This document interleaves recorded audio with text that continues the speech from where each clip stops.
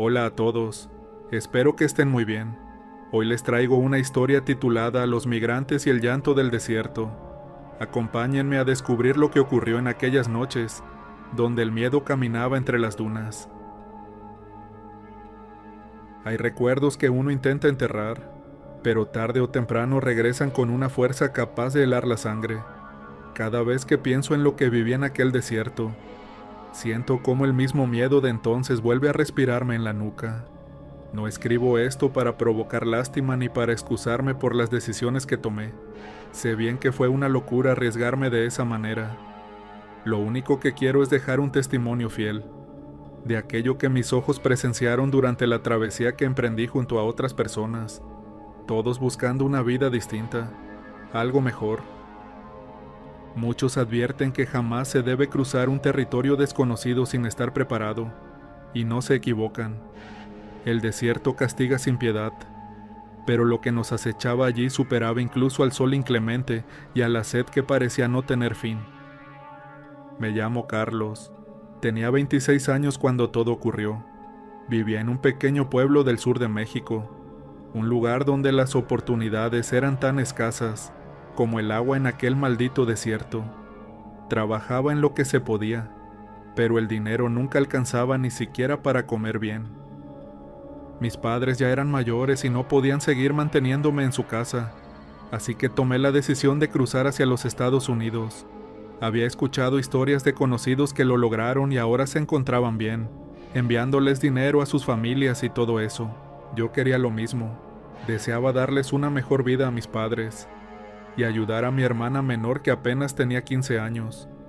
Ahorré durante 6 meses para poder pagar al guía que nos llevaría por el desierto. Era un hombre de unos 40 años, serio y callado, pero todos decían que conocía el camino como la palma de su mano. No voy a mentir, tenía miedo de lo que pudiera pasar, pero la necesidad era más grande que cualquier temor. Dejé una carta a mis padres explicándoles todo y me marché una madrugada, sin despedirme en persona porque sabía que si los veía no sería capaz de irme. El punto de encuentro era una casa abandonada en las afueras de un municipio, cercano a la frontera. Cuando llegué ya había otras personas ahí esperando. Éramos 12 en total contando al guía. Había hombres de diferentes edades, 2 mujeres jóvenes y hasta un señor que debía tener unos 50 años. Todos teníamos la misma mirada de desesperación, ese brillo en los ojos que solo aparece cuando no queda más remedio que arriesgarlo todo. El guía nos explicó las reglas antes de partir. Dijo que debíamos caminar en silencio, obedecer sus órdenes sin cuestionar, y que si alguien se quedaba atrás no lo esperaríamos. Sonaba cruel, pero así eran las cosas en ese mundo. Emprendimos la marcha al caer la tarde. El plan era caminar de noche para evitar el calor del día, y descansar cuando el sol estuviera en su punto más alto. Cada uno cargaba una mochila con agua, algo de comida y ropa. El guía nos advirtió que debíamos racionar todo porque el trayecto duraría al menos 2 semanas. Caminamos durante horas por terrenos rocosos y áridos. Mis piernas dolían pero no me quejaba. Sabía que los demás también sufrían, y no quería parecer débil ante ellos. Las primeras 4 noches transcurrieron sin mayores problemas. Sí, hacía frío y el cansancio era agobiante, pero nada fuera de lo normal. Durante el día buscábamos sombra bajo formaciones rocosas o cualquier lugar, donde el sol no nos golpeara directamente. Conversábamos poco entre nosotros, cada quien estaba metido en sus propios pensamientos. Recuerdo que una de las mujeres llevaba una foto de sus hijos y la miraba cada que descansábamos. El señor mayor rezaba en voz baja, aferrándose a una medalla que colgaba de su cuello. Yo pensaba en mi familia, en cómo reaccionarían al leer mi carta y si algún día podría volver a verlos. Fue en la 5ª noche cuando todo cambió. Íbamos caminando como de costumbre, siguiendo al guía por entre dunas y arbustos secos. El silencio del desierto era absoluto. Solo se escuchaban nuestros pasos sobre la arena y alguna que otra ráfaga de viento. De pronto, uno de los hombres que iba delante se detuvo en seco y levantó la mano pidiendo que todos nos detuviéramos. Nos quedamos quietos esperando a que dijera algo. Entonces lo escuchamos. Era un llanto. un llanto femenino que venía desde muy lejos, pero que se oía con una claridad impresionante. El sonido era desgarrador, como si alguien estuviera sufriendo un dolor inmenso. Todos volteamos hacia la dirección de donde provenía el llanto, y ahí la vimos por primera vez. Era una figura de mujer vestida completamente de blanco, apenas visible entre la oscuridad de la noche. Estaba a lo que calculé que serían unos 200 o 300 metros de distancia. La luz de la luna permitía distinguir su silueta, pero no sus rasgos. Lo extraño era que, a pesar de estar tan lejos, sus lamentos se escuchaban como si estuviera solo unos pasos de nosotros. Una de las mujeres del grupo comenzó a rezar en voz baja, y el señor mayor se persignó varias veces. El guía nos ordenó que siguiéramos caminando y que no le prestáramos atención. Dijo que el desierto jugaba malas pasadas con la mente de las personas. Obedecimos y continuamos la marcha, pero el llanto no cesaba. Nos acompañó durante al menos una hora, siempre a la misma distancia, siempre con la misma intensidad. La mujer de blanco parecía seguirnos, moviéndose en paralelo a nuestro grupo. Nadie se atrevía a hablar, el miedo era palpable en el ambiente. Cuando finalmente decidimos detenernos para descansar, el llanto se detuvo también. La figura desapareció como si nunca hubiera estado ahí. Esa madrugada ninguno de nosotros pudo dormir bien. Nos quedamos sentados en círculo, mirando hacia todos lados con la esperanza de que aquello no volviera a aparecer. Al día siguiente intentamos convencernos de que había sido producto del cansancio o la deshidratación. El guía insistió en que esas cosas eran normales en el desierto, que el calor y la falta de sueño hacían ver y escuchar cosas que no existían. Quise creerle, pero algo dentro de mí sabía que lo que vimos y escuchamos era real. Los demás tampoco parecían muy convencidos de su explicación, pero nadie se atrevió a contradecirlo. Pasamos gran parte del día descansando y cuando llegó la noche emprendimos nuevamente la marcha, esta vez con más recelo y prestando atención a cada sonido. La sexta noche el llanto regresó. Esta vez lo escuchamos apenas llevábamos 2 horas de camino. Era el mismo llanto desconsolado y la misma figura de mujer vestida de blanco a la distancia. Algunos del grupo quisieron devolverse, pero el guía les recordó que retroceder significaba perderse y morir en el desierto. No había otra opción, solo seguir adelante. La mujer nos siguió durante toda la noche, llorando sin parar, pero nunca se acercaba ni se alejaba más de lo que ya estaba. Era como si nos estuviera vigilando, esperando algo que nosotros desconocíamos. Las siguientes noches fueron iguales. La mujer de blanco aparecía siempre a la misma distancia, llorando con esa voz que nos helaba la sangre. Ya para la octava noche estábamos todos al borde de la locura. El cansancio se acumulaba, el agua se acababa y encima teníamos que lidiar con esa presencia fantasmal que nos perseguía. Una de las mujeres del grupo comenzó a tener crisis de histeria. Gritaba que ese espectro venía por nosotros y que todos íbamos a morir ahí. Tuvimos que sujetarla porque quería salir corriendo hacia la figura. El guía la abofeteó para calmarla y le dijo que si no se controlaba la dejaríamos atrás. Eso la hizo reaccionar, pero el miedo en sus ojos era indescriptible. Fue en la 9ª noche cuando sucedió algo diferente. Íbamos avanzando como siempre, con la mujer de blanco siguiéndonos a lo lejos, cuando de repente ella apareció mucho más cerca.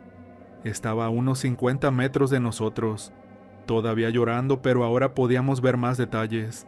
Su vestido blanco estaba sucio y rasgado, su cabello largo y negro le cubría el rostro, con sus manos extendidas hacia adelante como si estuviera buscando algo.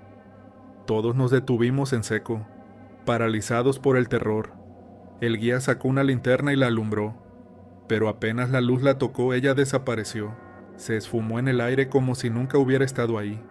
El llanto también cesó de golpe, dejándonos en un silencio ensordecedor. Nos acercamos con cautela al lugar donde había estado la mujer. El guía iba adelante y nosotros lo seguíamos en grupo. Nadie quería quedarse atrás. Cuando llegamos al punto exacto donde ella se encontraba, vimos algo que nos dejó sin palabras. En la arena había una mano sobresaliendo. Era una mano humana, pálida y rígida. El guía comenzó a cavar con sus manos y algunos lo ayudamos. No tardamos mucho en descubrir que se trataba de un cuerpo que había sido enterrado ahí. Probablemente llevaba días o semanas bajo la arena del desierto. Era el cuerpo de un hombre joven, no mayor que yo. Vestía ropa similar a la que nosotros llevábamos. Tenía una mochila todavía colgada en su espalda. Su rostro estaba desfigurado por el sol y la descomposición, pero era evidente que había muerto hace poco.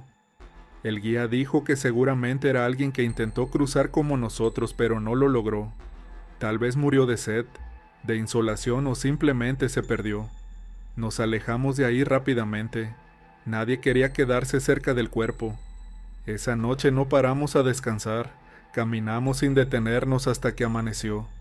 Lo que más me impactó fue darme cuenta de que la mujer de blanco nos había llevado hasta ese cuerpo, como si quisiera que lo encontráramos, como si estuviera señalando su ubicación con sus llantos. Eso me hizo pensar que tal vez no era una amenaza sino algo más, una especie de guía macabra que nos mostraba los peligros del desierto. Compartí mi teoría con algunos del grupo, pero nadie quiso escucharla. Preferían creer que era un demonio o un espíritu maligno que buscaba confundirnos. Las noches siguientes fueron aún más aterradoras. La mujer de blanco seguía apareciéndose, siempre llorando, siempre señalando hacia algún punto específico del desierto. Y cada vez que nos acercábamos a esos lugares, encontrábamos más restos. En total hallamos 5 cuerpos durante el resto del trayecto. Algunos estaban semienterrados como el primero, otros simplemente yacían sobre la arena. Eran hombres y mujeres, hasta un adolescente que no debía tener más de 17 años. Todos habían intentado cruzar como nosotros y todos habían fracasado. Cabe mencionar que después del tercer cuerpo, algunos del grupo comenzaron a verlo de otra manera. Ya no sentían tanto miedo de la mujer de blanco, sino más bien una especie de respeto. Uno de los hombres dijo que ella era como la Llorona de las leyendas, una mujer condenada a vagar por el desierto llorando por todos aquellos que morían intentando cruzar. Otro dijo que tal vez era el espíritu de alguien que murió ahí, y ahora se dedicaba a señalar donde yacían otros cuerpos para que alguien los encontrara. Yo no sabía qué pensar, solo quería salir de ese lugar lo más pronto posible.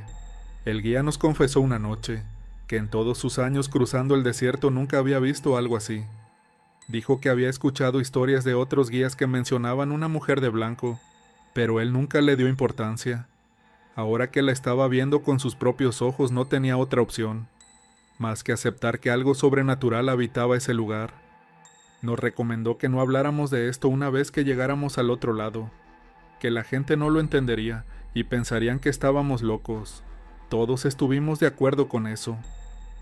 A medida que avanzábamos, el estado del grupo se deterioraba rápidamente.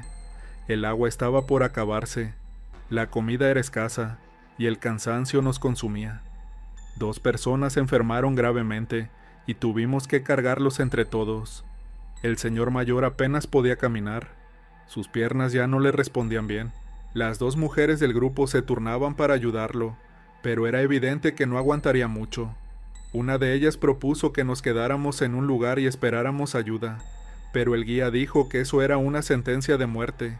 Debíamos seguir avanzando sin importar qué.